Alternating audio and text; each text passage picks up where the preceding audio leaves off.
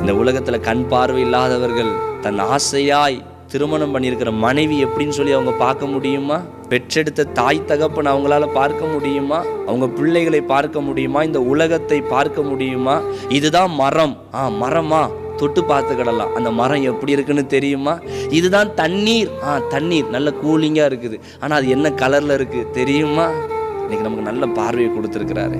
வாழ்க்கை ஃபுல்லாக நன்றி சொன்னால் போதுமா? வாழ்க்கை ஃபுல்லாக நன்றி சொல்லிக்கிட்டேலாம் இருக்கணும். நம்ம என்னடான்னா, சாப்பிட்றதுக்கு எனக்கு அது இல்லை, வாழ தேவையான வசதி இல்லை, எனக்கு ஒரு சொந்த வீடு இல்லை, எனக்கு ஒரு சொந்த பைக்கு இல்லை. அப்போ இதெல்லாம் ஜெபிக்க கூடாதா பாஸ்டர்?